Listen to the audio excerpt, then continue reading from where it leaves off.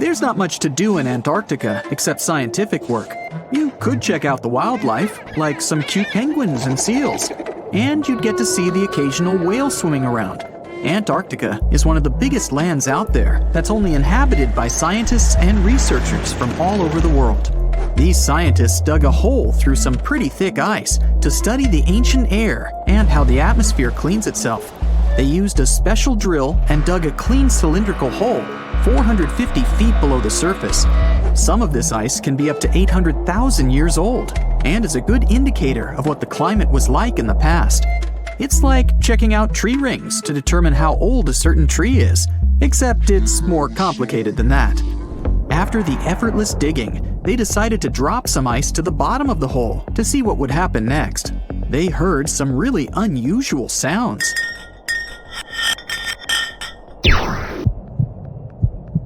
It felt like being on a spaceship traveling through a bunch of obstacles with many rocks smashing into each other. The pitches changed over the quick descent of the block of ice, ranging from high pitch and ending with a low heartbeat-like sound. The scientists were puzzled when they first heard this and dropped some more ice, only to find out that the same type of sounds were being produced, just in different variations.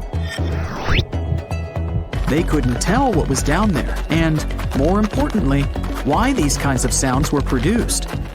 Antarctica boasts quite a few volcanoes, many of which are under super thick sheets of ice. Scientists discovered 91 volcanoes and claimed there could be more, potentially making it the most extensive volcanic region in the world. While they were doing regular scientific research, they came across many unmistakable large cone-shaped figures underground. Some were as deep as 2 miles in the ice. Some of the peaks were over 3,000 feet tall and dozens of miles across. But on the surface, it's as plain as a sheet of paper. They may have dropped that block of ice inside an actual volcano that they were standing on, but it's unlikely. Even though the underground volcano presence was discovered by accident, there's a small chance they were actually standing on one where they had their workstation set up. It's more likely that they worked in an area where studying ancient climates is easier and less dangerous than other places. They collect ice samples and study them in a lab. It's like discovering a prehistoric insect embedded in amber millions of years ago when dinosaurs used to roam the land. But instead of little bugs, scientists study ancient dust, air bubbles, sea salts, volcanic ash, and anything else that may have come from the environment. They can practically tell how the climate was during that time. These ice samples might show that Antarctica's western ice sheet melted when the Earth's climate warmed up. If it did, then it's likely to happen again. That would mean sea levels rising, affecting coastal cities and small remote islands. But scientists aren't sure it's true, despite some evidence to back it up. The process of studying ice samples can take a week or even a year, depending on what they find. They crush or melt the sample bit by bit. And like those tree rings, the deeper the layer, the further we go back in time. In order to study ancient bubbles trapped in ice, researchers have to crush the samples under a vacuum hood to keep the air out while extracting the air and putting it in vials.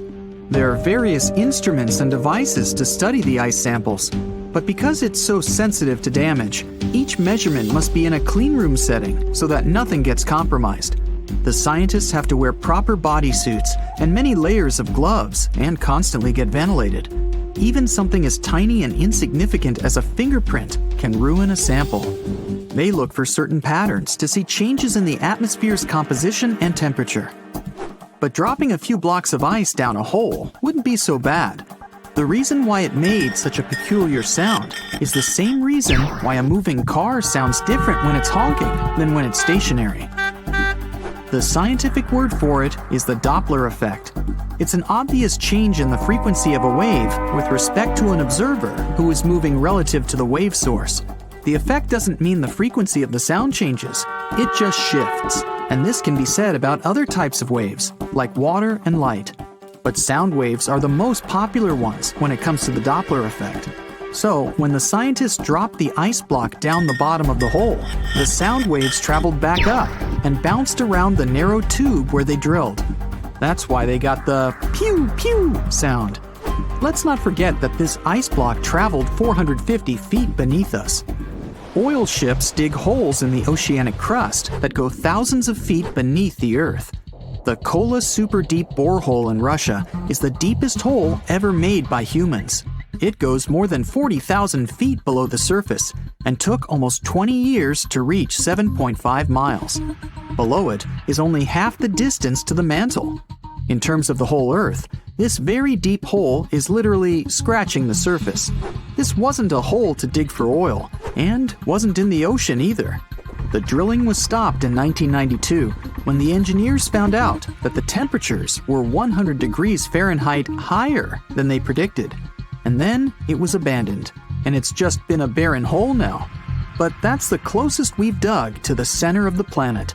The scary thing is that some of the workers on the site could hear voices coming from within. All the way in Yemen, an ancient hole exists in Barhout, in the east of the country in the middle of the desert. It's actually closer to Oman than to the capital Sana'a. This hole has puzzled experts and locals. Unlike the holes in Russia and Antarctica, this wasn't man-made. Or was it? It's been around for many years, and the locals try to steer away from it. They don't even like talking about it, since they claim it brings bad luck to those around it, or to whoever utters its name. They claim it was created as a prison for spirits, but many rule that out. The hole is 98 feet wide and somewhere between 330 to 650 feet deep. You can also hear strange sounds coming from the inside.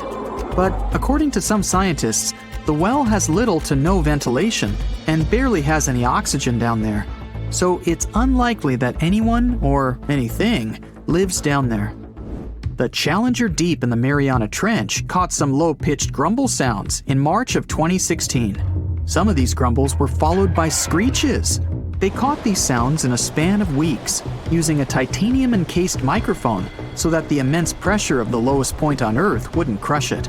They had to lower it slowly as well, since it's 1,000 times the atmospheric pressure at sea level. For 23 whole days, the microphone recorded typical sounds of whales passing by and boats sailing across from above, and even rumbles of nearby earthquakes, but they still couldn't determine what caused those initial sounds. The researchers couldn't understand if the noise from the bottom of the Mariana Trench was caused by humans or was natural. They also wanted to know if these sounds affected marine life, like dolphins and whales that rely on echolocation. They still can't figure it out, but scientists estimate that the ocean is about 10 times noisier than it was 50 years ago. With technological developments in shipping, submarines, and underwater construction, the ocean will only get louder with time. Northern lights come with sounds, which nobody talks about. They're usually audible when the auroras are at their most powerful presence. Scientists were always puzzled as to what caused the faint popping and crackling, even though they were very far above us. They used some special microphones and found out that the sounds came just 230 feet above us, which is pretty low. They're caused by electrical charges gaining power in a specific region of the auroras. The electrical charges are disturbed by magnetic storms that fire up the northern lights. As a result, some tiny sparks are released into the atmosphere, causing the faint crackling and popping noise. Do you know that NASA explores not only stars, planets, galaxies, or black holes? Hard to believe, but yes. The agency also works on discoveries here on our home planet Earth. So what has NASA recently discovered? Is there life under the ice? While they were analyzing data recently, they discovered something unbelievable hiding under Antarctica's ice. And this discovery not only changes everything we know about the whole water system of the Earth, but it may also help with research about life in space. Humankind's existence might depend on understanding Antarctica and its secrets. So, the recent discoveries reveal vital information about our survival. But before we continue, let's see how much you know about this place, where it's only ice as far as your eyes can see. Antarctica is one of the world's 7 continents in the southern hemisphere. It's the 5th largest continent in terms of total area, and that means it's almost twice the size of Australia. Want to see real meteorites? Go to Antarctica. Due to its dry climate, Antarctica is one of the best places to observe space. But what's even greater is that you can find meteorites on the white surface of the continent. Scientists have already plucked about 45,000 meteorites from the ice, and they think they can see another 300,000. Since there aren't many terrestrial rocks there, it's easy for them to spot them, thanks to their dark color. Antarctica's dry desert environment also helps preserve them, even the ones that fell to Earth more than 1 million years ago. And can you imagine any volcanic activity in Antarctica? It's hard. But this place is where fire meets the ice. West Antarctica is where most volcanic activity occurs. Scientists recently found that 138 volcanoes exist in West Antarctica alone. Wow! You would think that Antarctica is always cold, but no. Its coastal regions can get as warm as 50 degrees Fahrenheit. But have you ever wondered what Antarctica would look like if there were no ice? It may seem unimaginable now, but it was not always covered by ice. That was 34 million years ago, though, so nobody could tell how the continent's surface would be without the ice. But NASA changed that. They generated computer simulations and created the most accurate map of it as of today. What they saw was incredible. The continent was not flat at all like it seemed. It's pretty bumpy with valleys, rolling plains, and high mountains. But this was nothing next to what they had discovered under Antarctica's ice.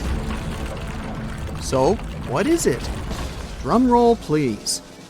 NASA found 2 new subglacial lakes. And what's even cooler about it is that they spotted these lakes from space. How is that? If your answer is high-tech satellites, then you're right. In 2003, NASA launched a satellite called IceSat. It measured ice sheet mass balance and cloud and aerosol heights. The satellite also helped create the ice-free map of Antarctica. In 2010, the European Space Agency launched the second satellite, Cryosat-2. It was for tracking the changes in the thickness of the ice. Then, in 2018, NASA launched the third one, IceSat-2, a follow-on to the IceSat spacecraft. It measured ice sheet elevation and sea ice thickness. It was NASA's most advanced Earth-observing laser instrument. It delivered the highest precision data. And when that was combined with the data from the other satellites, it was possible to spot these 2 new lakes near a pair of larger ones. But how is it possible that these lakes exist in the first place? The average thickness of most Antarctica ice is approximately 1.2 miles. However, it can get over 1.8 miles thick in some places, especially during the winter. So, you might think that there's nothing under there, but science says otherwise. It's not quite possible to see it with your bare eyes, but the continent's ice is slowly but constantly flowing in different directions under the force of its weight. But scientists could not figure out how water moved for many years. That started to change in 2007, when data gathered from the IceSat provided insight into what hides beneath the surface. They first discovered an entire network of meltwater lakes connected under Antarctica's fast-flowing ice streams, and there were hundreds of them. Scripps Institution of Oceanography glaciologist Helen Amanda Fricker figured that the elevation changes measured by IceSat happened because of the dynamics of these lakes. They did not hold meltwater statically. Instead, they were filling and draining continuously over time through a system of waterways. And as they did that, the ice above rose and fell. But where do they drain? The ocean, of course, and it drains a lot. A recent study, co-authored by Fricker, found that the drainage of one lake flushed as much as 198 billion gallons into the ocean in only 3 days. Countless mysteries about how nature works are still waiting to be solved. But finding the 2 new lakes will give scientists a better picture of how fast the Antarctic ice sheet will change as the climate gets warmer, and how this will affect global ocean currents and sea level rise. The filling and draining cycle of the lakes also caused the ice sheet to suffer cracks and crevices. So, The information they find from these new lakes will also give them a better understanding of the damage on the surface of the ice. They will also be able to assess how this filling and draining system influences the speed at which ice slips into the oceans and seas. And that means they can evaluate how the added fresh water may alter marine ecosystems. This discovery may also suggest whether life is under the ice. Wow! Scientists drilled through about 3,504 feet of ice and found that water samples taken from one of the lakes contained approximately 10,000 bacterial cells per milliliter. Such a high number of bacterial life is a good sign, because that means the icy waters might also support higher life forms, such as microanimals, and one of these new lakes might even be their home. But the most exciting thing is that the new lakes might help them understand whether life on other planets is possible. Scientists believe any life below the frozen surface of the planet Mars might follow the patterns seen in Antarctica's lakes. So, there is a possibility that they might find critical new information on the type of life that may have existed on the red planet. You wouldn't want to be there during the winter, though. The lowest temperature on Earth you can experience is negative 128 degrees Fahrenheit. In 2010, there was an even lower temperature of negative 135 degrees Fahrenheit, and you may feel this cold much worse due to the strong and dry winds. Did you know that the size of the ice surface on Antarctica also changes throughout the year? It's about 1.2 million square miles during the summer, but when it's winter, it grows to 7.3 million square miles. Yet, despite the change, it remains the largest piece of ice on Earth. Sorry, Arctic, you lose. Do you know these cute little penguins? Consider these animals the locals because there is no native population in Antarctica. It's a no man's land because no single country owns it. But do you know who really owns it? 5 different species of penguins, seals, and killer whales. Ha ha. Despite the continent's harsh conditions, you can visit it as a tourist for fishing and research purposes. Around 5,000 people reside on the continent during summer at research stations. But when winter comes, the number naturally drops down to 1,000. Antarctica's ice blanket makes up 70% of the world's freshwater reserves. Imagine what would happen if it melted. The global sea levels would be raised by almost 200. Antarctica is the most remote continent on the planet. It has 90% of the world's ice, but it's considered a desert because the annual rainfall is only about 8 inches. You'd probably never think it was a desert if you look at it, since it's white and full of wildlife. But Antarctica is not only what it appears to be on the surface. There is so much hidden beneath it, and even above it. Atlantis has long been a mystery for humankind. Did it ever exist? And if yes, where was it located? One of the theories supports that the Atlantean civilization could have thrived and flourished in the Antarctic continent when it was still uncovered by ice. Due to the Earth's cyclical eras, this is the periods of ice and interglacial periods. It was believed that Antarctica was actually a tropical forest. And, well, a recent Google Earth picture found some interesting ruins, buried deep within a lake bed on the icy continent.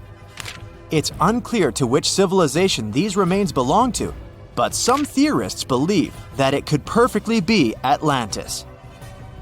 And these frozen Antarctic lakes are holding much more under them. In the 1970s, scientists were surprised to find large lakes under the ice plaques in the frozen continent. Over 400 lake beds are believed to exist under layers of ice. Lake Vostok, for instance, the largest subglacial lake over there, is buried beneath 2 miles of thick ice. There are pristine blue ice caves hidden under there as well. The water in these lakes remains liquid due to the small levels of geothermal heat from the Earth's core. And some scientists believe that some lakes are around 15 million years old. Talk about the old days, huh? Now, amongst the unique phenomena that occur in the continent, let's say Antarctica is home to an extremely weird waterfall. The year was 1911 when Australian geologists wondered about the so-called blood falls. He was extremely puzzled by this red stream of liquid pouring from a small hillside amongst the Antarctic ice. After years of studying it, it was understood what caused the redness was the high iron content in the water. The last piece of the puzzle came when scientists discovered that there was an underground lake with water full of oxidized iron nearby, which was what caused the blood fall to exist in the first place. And speaking of puzzles, this image might be quite puzzling. After all, why on earth would anyone need to take cash to Antarctica? Well, a little history first. Back in 1956, the US founded McMurdo Research Station, which is the biggest science hub in the continent to date. At its peak, the McMurdo Station hosts from 200 to 1,000 scientists. And these people need money to buy coffee, pizza, and other things to meet their daily needs. That's when Wells Fargo decided to install an ATM there. Oh, and they even set a Guinness World Record this way. The Wells Fargo ATM at McMurdo Station is the most southern one in the world. And it's the loneliest ATM in the world as well, as there isn't another one for hundreds and hundreds of miles. The freezing temperatures in Antarctica can make the continent hostile to human life. Actually, Antarctica is the coldest, driest, and windiest continent on our planet. The average temperature along the coast is around 14 degrees Fahrenheit, but as you head towards the Antarctic hinterlands, it gets even colder than that. The interior of the continent can register temperatures of around -71 degrees Fahrenheit. On the bright side, these freezing conditions can account for some mesmerizing phenomena, such as ice bubbles. These bubbles frozen inside some Antarctic lakes are bubbles of methane gas. The gas released from the melting of glaciers ends up freezing midway and makes for a beautiful and exotic scene. I guess methane never looked this pretty before, did it? A few years ago, scientists were taken aback by a giant hole the size of the Netherlands in one Antarctic lake. For scale, that's more or less the size of Lake Michigan. These holes are called polynyas, and they are a natural phenomenon in the continent. However, this one is the biggest scientists have ever seen since the 1970s. So you'll understand, polynyas are massive holes in a sea of ice. Most of them occur along the continent's coast, but this new one was found in the Weddell Sea, much farther from the shore. Scientists are still trying to understand how that happened and what its implications are for the climate in the region. There's one feature in the continent that looks completely man-made and has even sparked several theories around the world regarding its origins. I mean, this formation looks exactly like other man-made pyramids, doesn't it? The only difference is that this is actually a natural rock formation and has existed for a very long time. It was first found during an expedition in the 1910s and was kept secret ever since. It was nicknamed Pyramid, but its correct scientific name is Nunatak, which is simply a peak of rock sticking out above a glacier or an ice sheet. There are other famous peaks that look pyramid-shaped, such as the Matterhorn in Switzerland. So no, this really isn't a human construction. We're sure of it. And the list of fascinating discoveries on the ice continent goes on. An artificial intelligence program was analyzing a set of data on Antarctica when it came across a stunning discovery. There may be up to 300,000 undiscovered meteorites to be found in the icy field of the continent. The truth is, meteorites have been falling on the continent for millions of years. But it was only 110 years ago that the first one was found. And guess what? Recently, researchers found a Martian meteorite in East Antarctica. It was the biggest one found in the last 25 years, and it weighed about 165 pounds. Now, usually fire and ice are rather a tricky combination. So I'm guessing you wouldn't say that Antarctica hosts an active volcano, right? But it does. The volcano, known as Mount Erebus, is the southernmost active volcano in the world with liquid magma and lava boiling for eons. Actually, Mount Erebus has been active for over 1 million years, and it's Antarctica's second highest volcano with a height of 12,000 feet. We've mentioned before that Antarctica wasn't always icy, but could you imagine a huge rainforest covering the entire continent? This isn't science fiction, it's actually true. Leaf impressions and fossilized wood clearly show signs of tropical trees in the region. Fossil research has also revealed something magnificent. Antarctica is home to the oldest worm in the world. According to National Geographic, sperm fossils found in Antarctica reveal a long-extinct species of worm that is around 50 million years old. Scientists claim that this discovery is beyond important to studying some evolutionary relationships and say that this was only possible due to the freezing of such samples for thousands of years. Antarctica is a continent rich in biodiversity. Penguins, polar bears, and seals are just some of the animals we know that exist down there. But there is also a rare and fascinating species of fish that inhabits Antarctic waters. Popularly known as the see-through fish, this species is as bizarre as it is beautiful. This fish had to adapt to survive the cold water temperature in Antarctica, so much so that it evolved into a unique being. As well as a transparent body, this fish has transparent blood, making it completely see-through. This is because they lack the protein hemoglobin, which gives blood its red color. Pretty neat, huh?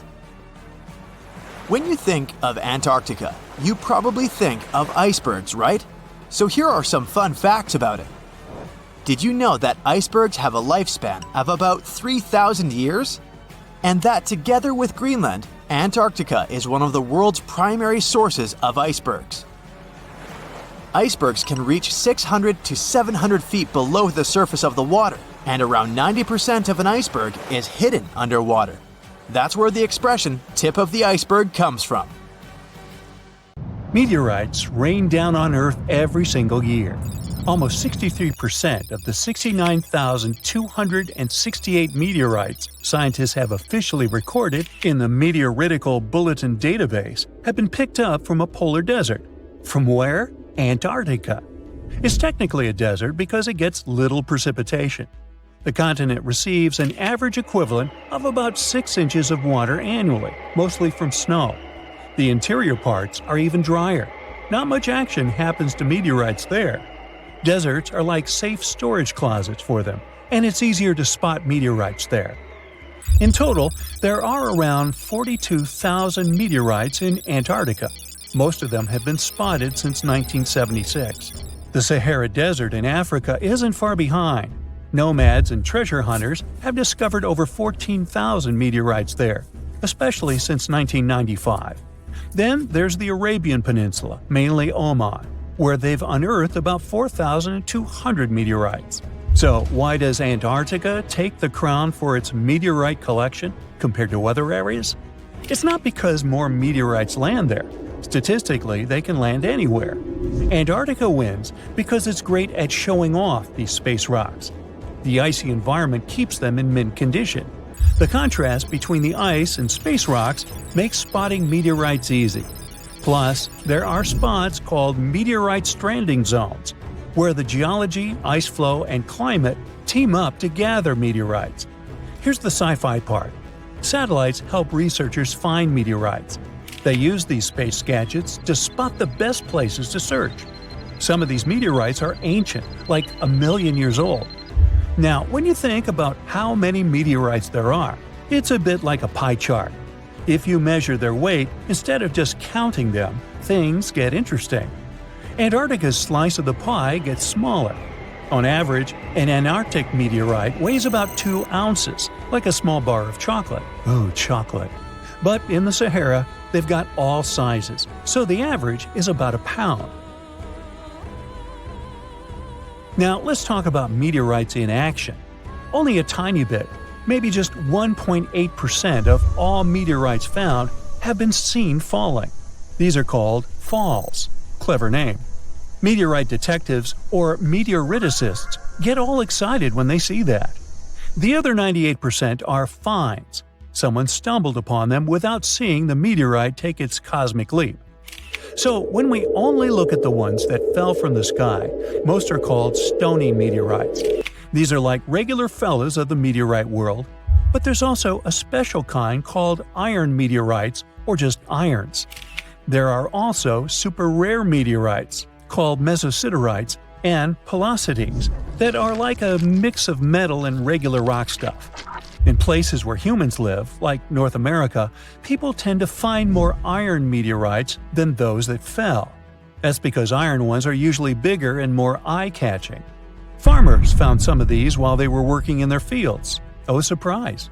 A bunch of gigantic iron meteorites from places like China, Namibia, and the US make the chart slices huge.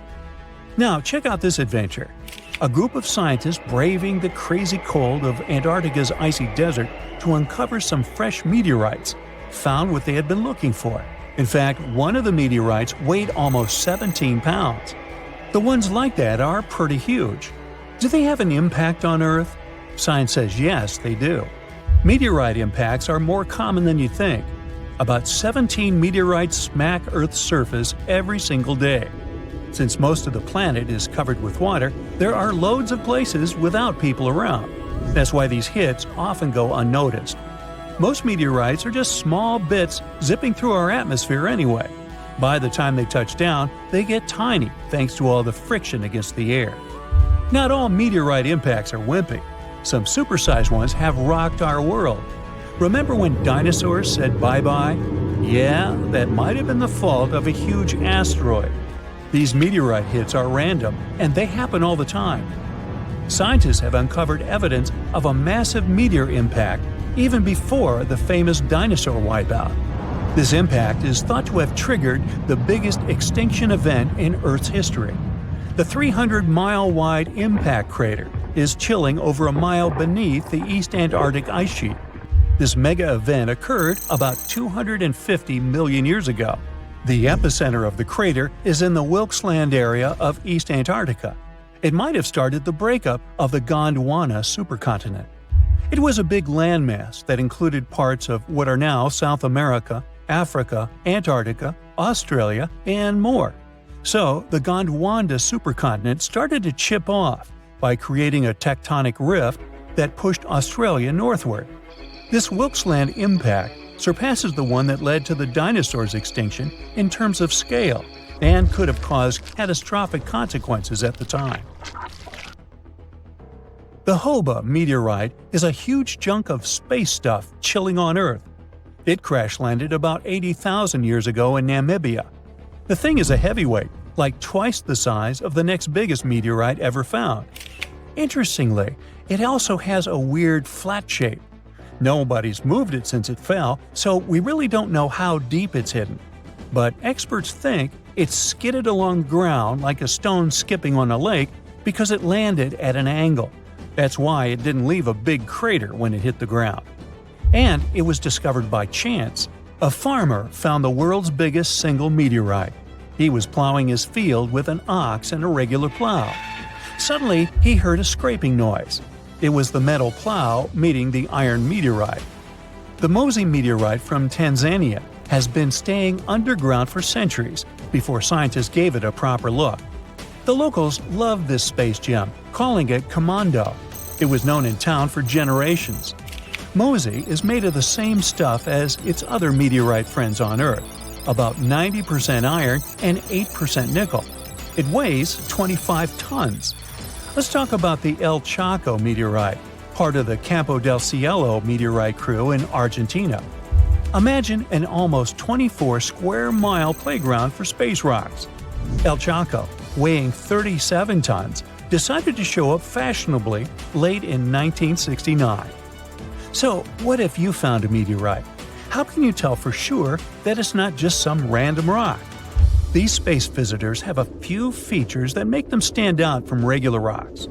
Firstly, meteorites are often heavier than they look because they're packed with heavy metals and dense materials. Secondly, most meteorites have some metallic iron, so magnets usually stick to them. If you've got a rock that's not magnetic, try suspending the magnet from a string. The third clue lies in their unusual shapes. Iron-nickel meteorites aren't smooth and round. Stony meteorites usually have a thin, crispy crust on the outside. It looks as if their surface melted a bit while moving through the atmosphere. Sounds like pizza to me. Suppose these tips won't help on your quest. Then consider this. Light-colored crystals are not meteorites. Those pretty things, like quartz, are common on Earth, but they don't hang out on other planets or moons in our solar system. Do you know those bubbly holes in volcanic rocks or melted metal slag on Earth? Meteorites don't have those either. Plus, scratching a meteorite shouldn't leave a mark. But if you scratch a dense rock and get a dark or red mark, the rock contains minerals like magnetite or hematite, which meteorites don't usually have. If you suspect finding a meteor in your backyard or something, try these tips. Just remember, to be sure, you've got to give rocks and minerals a real-life look from experts. And if you see one falling towards you, always remember to duck. We've all dreamed of visiting the Arctic and witnessing the natural wonders of polar bears frolicking on ice floes or the aurora borealis dancing across the sky. Well, sorry to break it to you, but you won't find any tourists flocking to Antarctica anytime soon. Why, you may ask? Let's dive into it. First off, where is Antarctica? It's located in the southern hemisphere, specifically at the South Pole. The Southern Ocean surrounds it, and most of the continent is covered by ice, making it one of the most remote and frigid places on Earth. Now, have you ever met someone who's visited Antarctica? Probably not. It's one of the least visited places on the planet, and only a handful of lucky explorers have seen its interior, which is mostly made up of glaciers and ice fields. But trust me when I say the wildlife and scenery are out of this world. Why shouldn't you travel to Antarctica? Well, for starters, the environment is incredibly fragile and can be easily damaged. Plus, there are no native human populations on the continent, so your travels would essentially be like visiting an uninhabited island. And let's not forget that it's also one of the most expensive destinations to travel to. Despite all that, Antarctica is not exactly guarded like a fortress, but there is an international agreement called the Antarctic Treaty. This treaty was negotiated to prevent any unwanted activity on the continent and bans some forms of testing done there by member states.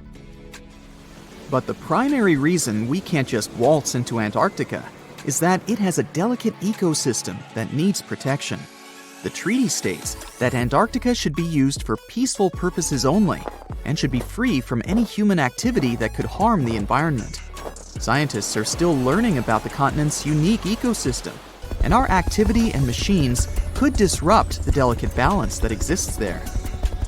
If you're still itching to go to Antarctica, getting permission isn't exactly a walk in the park. U.S. citizens, for example, need to complete a special form and send it to the Office of Ocean and Polar Affairs. And once you're there, you'll need to follow some strict guidelines to protect the environment, like not disturbing any wildlife or taking souvenirs like rocks, plants, or animals. Now, technically, can you live in Antarctica? While there are no laws banning people from living there permanently, it's a very inhospitable environment and unsuitable for human habitation. Temperatures can reach negative 76 degrees Fahrenheit and below, making it nearly impossible for anyone to survive without the proper equipment and experience. Plus, the nearest piece of land is over 1,000 miles away, making any inhabitants completely cut off from the rest of the world. Who knows? Maybe one day we'll get the chance to visit this unique and fascinating continent. But until then, let's admire it from afar. Let's now talk a bit about the discovery of Antarctica. Unlike other places that were already inhabited, Antarctica never had a native human population. Ancient Greek philosophers had an idea about the continent and called it Antarctos, meaning opposite the bear. The bears it refers to are not the polar ones though, but rather the Great and Little Bear constellations, which are only observable in the northern hemisphere. As a result, the term signifies the opposite of the land of the bear. Whaling and sealing voyages in the late 1700s and early 1800s would venture further south when rounding Cape Horn at the tip of South America. It was known that going further south often meant stronger winds, but also the risk of hitting floating ice of all sizes and of winds and seas that could prove dangerous to the ship and crew. Captain James Cook was the first to cross the Antarctic Circle on January 17, 1773, in the Ross Sea region. He reached a point further north a year later, and though he didn't sight land, he came to within 50 miles and saw deposits of rock held in icebergs, indicating that a more southerly land existed. The first sighting of Antarctica is widely acknowledged to have taken place in January of 1820, during the voyage of two ships under the command of Captain Fabian Gottlieb von Bellingshausen, as part of a 2-year exploratory expedition around the world to discover new lands. The captain's ships were the first to have crossed the Antarctic Circle since Cook. The first undisputed landing on Antarctica didn't happen until much later, on January 24, 1895, at Cape Adare during the whaling voyage of the ship Antarctic, led by Henrik Bull.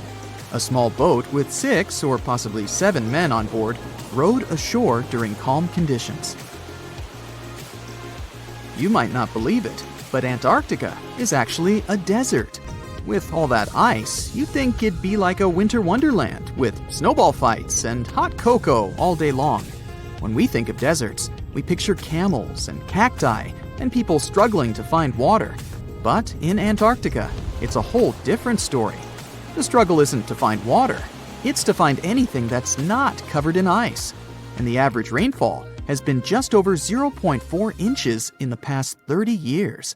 That's like a few drops of rain compared to what we're used to. So technically, it's not the dunes or sizzling heat that makes a desert, well, a desert. It's the lack of precipitation. But don't worry, if you ever find yourself lost in Antarctica, you won't have to worry about getting thirsty. Just make sure you bring a jacket and some mittens, because it's cold enough to make you into a popsicle. Not only is Antarctica one of the driest places on Earth, but it's also the coldest, the windiest, and the highest. Talk about overachieving. The penguins and scientists down in Antarctica have at times found themselves in a bit of a pickle when it comes to time. You see, unlike the rest of us on this big blue planet, there is no Antarctica time zone. All the lines of longitude meet at a single point at the South Pole, making it a bit of a head-scratcher when trying to figure out what time it is. Now, you might be thinking, but how do the scientists and researchers keep track of time down there? Good question. They typically stick to the time zone of the country they departed from. However, with stations from all over the world on the Antarctic Peninsula, things can get a little wacky. Imagine trying to coordinate with your neighboring countries without accidentally waking them up in the middle of the night. You might think that not much could survive in a place where the temperature is extremely cold, the sun barely shows up, and the wind could blow you away faster than a tumbleweed. Well, as in many places on Earth, life found a way in Antarctica too. Believe it or not, this frozen continent is buzzing with activity. It's home to billions of krill, which in turn attract lots of seals and more penguins than you can shake a fish at. But don't let their cute and cuddly appearance fool you. Penguins are the ultimate swimmers, with streamlined bodies that would make Olympic medal winners jealous. They come ashore to breed and chill, but their real talent is stealing pebbles from each other and forming mathematically precise huddles to stay warm. Antarctica is also home to the largest species of penguin on Earth. It's called the emperor penguin. Sure, these creatures are flightless birds, but that doesn't mean they can't jump. In fact, some of them can leap up to 120 inches. And let's not forget about the seals. With their furry bodies and special songs, these marine mammals are protected by the Antarctic Treaty, and they're thriving in the cool waters of the Southern Ocean too. But the real stars of the show are the whales. During the Antarctic summer, these huge creatures show up in droves to chow down on the abundant krill. It's indeed like a whale buffet down there.